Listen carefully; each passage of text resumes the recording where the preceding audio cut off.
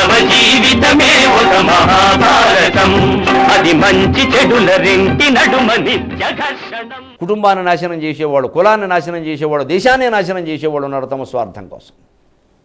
ఎట్టి పరిస్థితుల్లో వాళ్ళకి సహకారం అందకూడదు. ద్వాపర యుగం లాంటి కాలంలో కూడా అధర్మానికే ఎక్కువ మంది సహకరించారు. 11 అక్షోహిణీలు అటు 7 అక్షోహిణీల ధర్మం వైపున ఉన్నారు అంటే అర్థమైపోతుంది బుద్ధులు ఎలా ఉన్నాయో.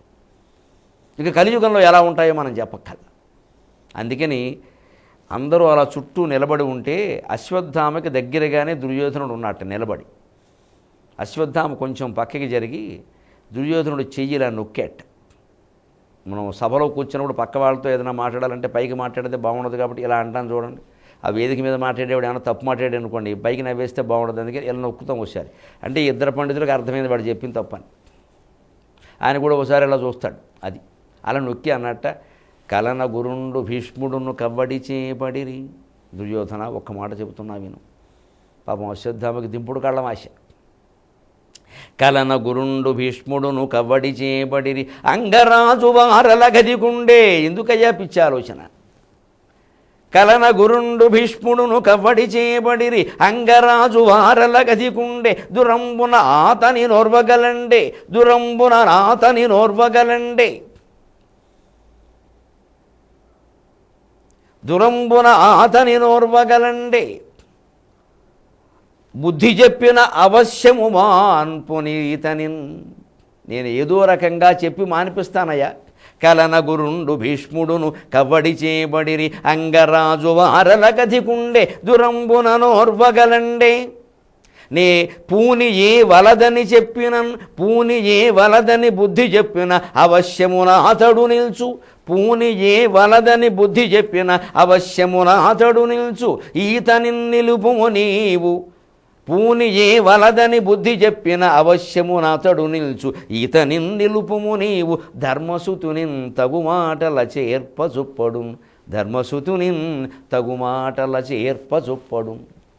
ఒక్క మాట విను దుర్యోధన, ఇప్పటికైనా వినవు అని నా మనస్సు చెబుతూనే ఉంది. ఎంతైనా బ్రాహ్మణయ్య, సంధ్యావందనం చేసుకునేవాడిని. యదన్నాత్ కురుతే పాపం తదన్నాత్ ప్రతిముచ్యతే, యద్రాత్రయాత్ కురుతే పాపం తద్రాత్రయాత్ ప్రతిముచ్యతే అని అంటామయ్యా. ఏదో నిన్నటి వరకు రాగాలో ద్వేషాలో ఏవో నడిచే వదిలేద్దామయ్యా, ఎందుకు వచ్చిన గొడవయ్యా. కలన గురుండు భీష్ముడును కవ్వడి చేయబడిరి. భీష్ముడు పడిపోయాడు, 10 రోజులైంది. 10 రోజులు చేసి 5 రోజులు యుద్ధం చేసి మా నాన్నగారు పడిపోయాడు. ఆ కక్షనే నేను క్రమంగా మర్చిపోయే ప్రయత్నం చేస్తున్నా. నీకు ఏముంది కక్ష ఎవరి మీదయ్యా? నువ్వు కక్షలు పెంచావు కానీ నువ్వు కక్ష పెంచుకోవలసిన అవసరం ఉన్నవాడు ఎవడన్నా ఉన్నాడా? తండ్రి కోల్పోయి తండ్రిని అన్యాయంగా చంపారని నాకు కక్ష ఉండొచ్చు. ద్రౌపది వస్త్రాభరణం చేశారని వాళ్ళకి కక్ష ఉండొచ్చు. మాయిజూదం వాడించారని వాళ్ళకి కక్ష ఉండొచ్చు. లక్క ఇంట్లో పెట్టి కాల్చారు, విషం పెట్టారని వాళ్ళకి కక్ష ఉండొచ్చు. అసలు నువ్వు పాండవుల మీద యుద్ధం చేయడానికి కారణం చెప్పబోయా? నీ స్వార్థం తప్పితే వేరే ఏదైనా ఉందా? నీకు ఒక్కడికే పదవి ఉండాలా? ఇంకెవరికీ ఉండద్దా? రాష్ట్రం అంతా గొడ్డుమాసిపోవాలా? నీకు ఒక్కడికే నీ చుట్టూ తిరుగుతూ ఉండాలా జనం? ఏం బుద్ధులయ్యాయి ఇవి? పైగా చేసిన యుద్ధం ఏమైందో చూసో, 15 రోజులు యుద్ధం చేసి ఈవేళ 17వ రోజు. ఇంకో గంటలో ఏమవుతుందో నాకు తెలుసునయ్యా. నువ్వు ఇంకా ఏమైనా భ్రమలో ఉన్నావేమో కానీ. సూర్యుడు అప్పుడే ఏడుపు మొదలెట్టాడయ్యా. సూర్యుడు కళ్ళు ఎర్రబడ్డాయి. వాళ్ళ అబ్బాయికి ఏం జరుగుతుందో ఆయన తెలుసునయ్యా.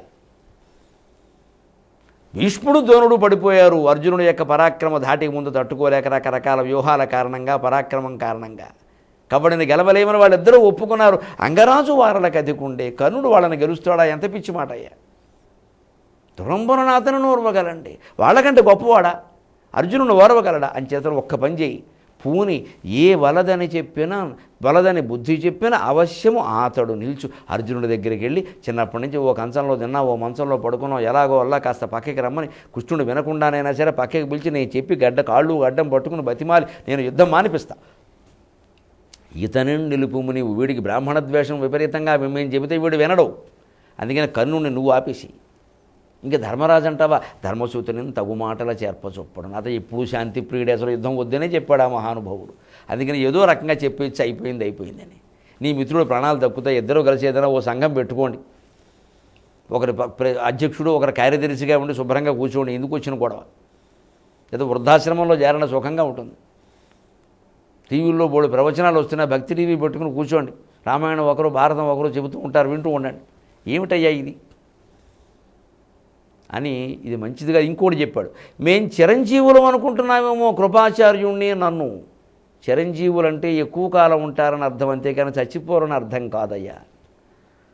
భీష్మద్రోణుల కంటే మేము చిరంజీవులమా అన్నాడు. వాడు మాత్రం కాదా, 250 సంవత్సరాలు బతికాడు, ఆయనకంటే మేము చిరంజీవులమా? మా నాన్నగారు మహాతపస్వి శ్రీమన్నారాయణమూర్తిని ప్రసన్నం చేసుకుని నారాయణాస్త్రం పొందినవాడు.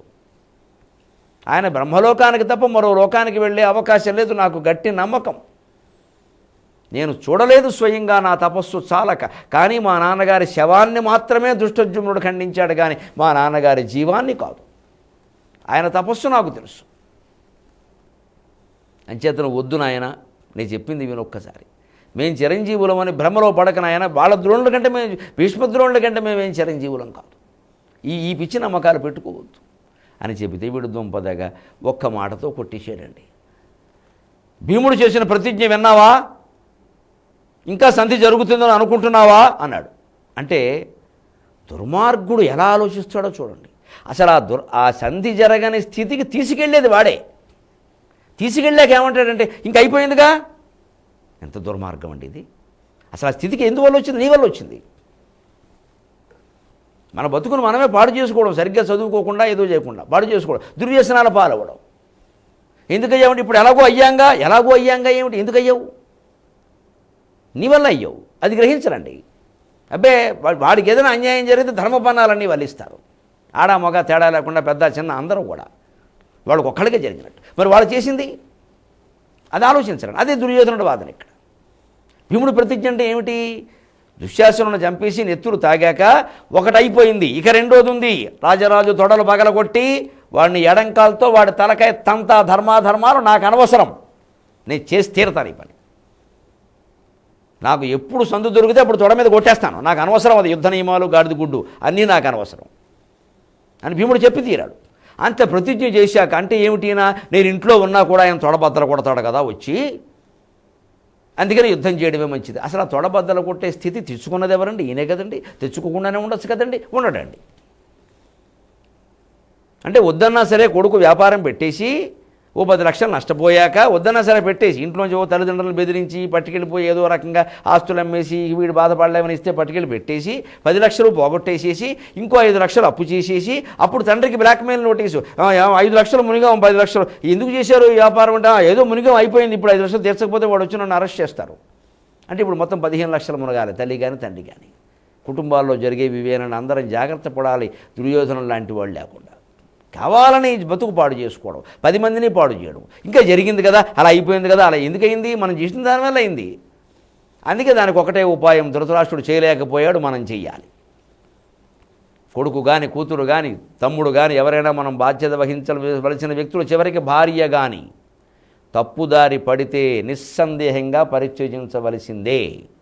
కుటుంబం మొత్తం నష్టపోతుంది ఈ అమ్మాయి వల్ల ఈ అబ్బాయి వల్ల అంటే నీ దారి నువ్వు చూసుకో, రూపాయి ఇచ్చే ప్రశ్న లేదు, అంతే, దెబ్బకి తేలిపోతుంది. ఉంటాడు పోతాడు.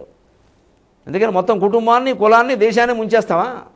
ఆ పని ధృతరాష్ట్రుడు చేయకపోవడం వల్లే ఈ గతి పట్టింది. అదేగా కొడుకులు బుట్టరటంచు నెర్తు రవివేకులు జీవన భ్రాంతులై కొడుకులు బుట్టర కౌరవేంద్రున కనేకుల్ వారి చేని ఎగతుల్ బడశన్ పుత్రులు లేని ఆ సుకునకున్ పాటిల్లనే దుర్గతుల్ చెడునేమో అక్షపదంబు అపుత్రకునకున్ శ్రీకాళహస్తీశ్వర.